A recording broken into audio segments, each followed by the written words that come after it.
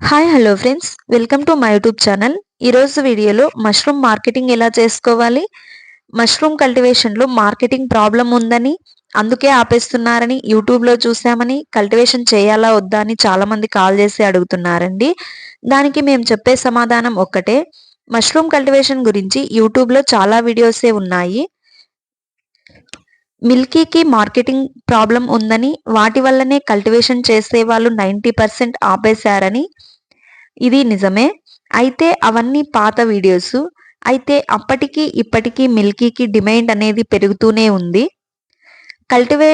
Cultivators చేసే మొదటి తప్పు ఏమిటంటే, ఈ ఈ ప్రోడక్ట్ ఎక్కడ డిమాండ్ ఉందో అక్కడే సేల్ చేయకుండా లోకల్లో సేల్ చేద్దామని ప్రయత్నిస్తున్నారు.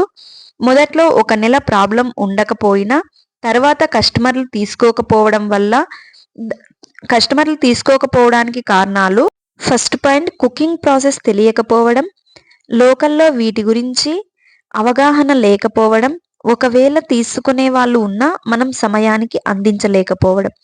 నేను చెప్పేది ఒక్కటే, ముందుగా వీటికి డిమాండ్ ఎక్కడ ఉందో అక్కడ సేల్ చేసుకోవటమే కరెక్ట్.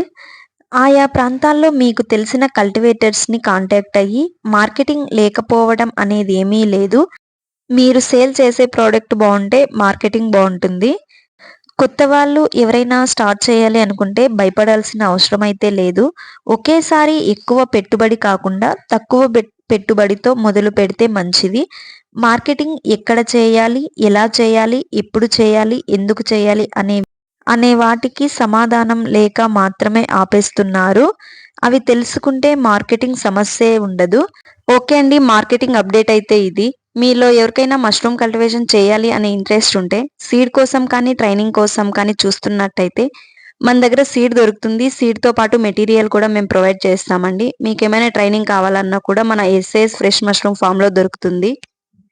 మీకు ఎల్లప్పుడూ తోడుగా ఎస్ఏఎస్ ఫ్రెష్ మష్రూమ్ ఫామ్ అనేది ఉంటుంది. మీరు భయపడాల్సిన అవసరం అయితే ఉండదు. మీరు ట్రైనింగ్ తీసుకున్న తర్వాత మేము ఫోన్ కాల్స్ ద్వారా కానీ వాట్సాప్ ద్వారా కానీ మేము మీకు కాంటాక్ట్లో ఉంటాము. ఓకే అండి, ఈ వీడియో నచ్చితే లైక్ చేయండి, షేర్ చేయండి, సబ్స్క్రైబ్ చేసుకోండి. Thank you.